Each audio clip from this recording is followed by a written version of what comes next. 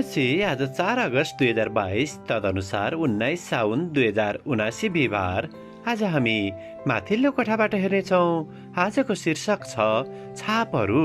आज हामी परमेश्वरको वचन प्रकाश 14 को 6 देखि 13 सम्म पाठ गर्नेछौँ। अनि अर्को स्वर्गदूतलाई मध्य आकाशमा उडिरहेको मैले देखेँ।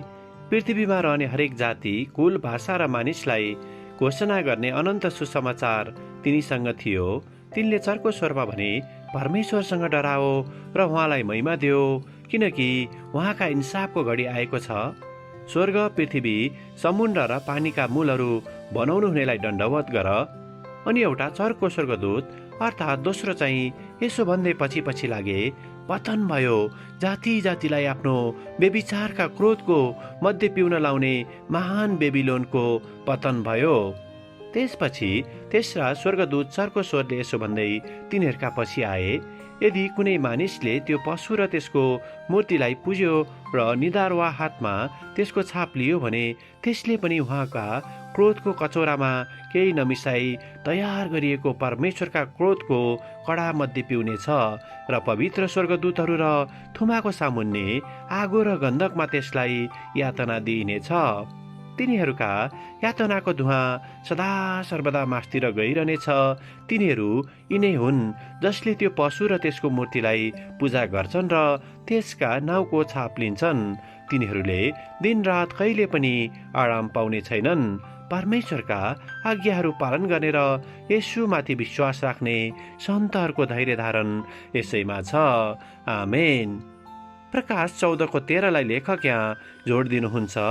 अनि स्वर्गबाट आएको यस्तो आवाज मैले सुने, यो लेख, अब उपरान्त प्रभुमा मर्नेहरू धन्यका हुन्। आत्मा भन्नुहुन्छ हो, तिनीहरूले आफ्नो आफ्नो परिश्रमबाट आराम पाउनेछन्, किनकि तिनीहरूका काम तिनीहरूका पछि लाग्नेछन्।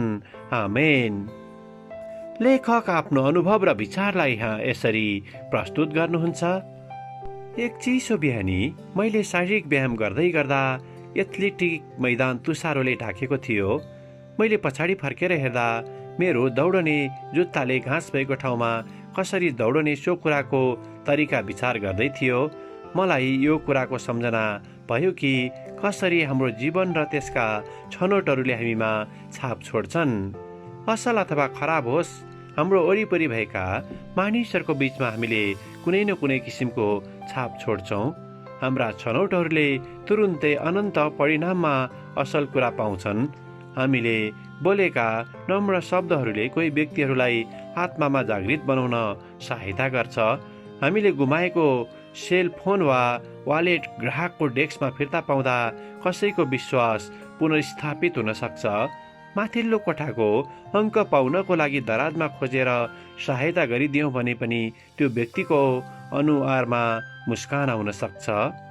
साना कुराहरू परमेश्वरको लागि महत्त्वपूर्ण छन्। जसरी यसुले भन्नुभयो, जो थोरै कुरामा इमान्दार हुन्छ त्यो धेरैमा पनि इमान्दार हुन्छ, र जो अति सानो कुरामा बेइमान हुन्छ त्यो धेरैमा पनि बेइमान हुन्छ। लुका 16:10। हाम्रा हरेक विश्वासयोग्य छनौटसँगै हामी निश्चित हुन सक्छौँ कि हाम्रा छापहरूले परमेश्वरको महिमा ल्याउँछ र त्यसले अरूलाई पनि फाइदा पुर्याउँदछ। आमेन। आजको विचार, मेरा सबै छनौटहरू परमेश्वरमा विश्वासयोग्य हुने अवसरहरू बन्न सकुन्। प्रार्थना। प्यारो प्रभु, हाम्रो जीवनको सबै समय आत्मिक रूपमा अघि बढ्न हामीलाई सहायता गर्नुहोस्। जो व्यक्तिहरूलाई विशेष प्रकारले हाम्रो प्रेमको खाँचो छ, सो कुरा हामीलाई हाम्रो मार्गमा देखाउनुहोस्। येशूको नाउँमा आमेन। आजको लेखक रिक स्टकहिल, कनेक्टिकट, संयुक्त राज्य अमेरिका। आजको प्रार्थनाको विषय, किराना पसलमा काम गर्नेहरूका निम्ति।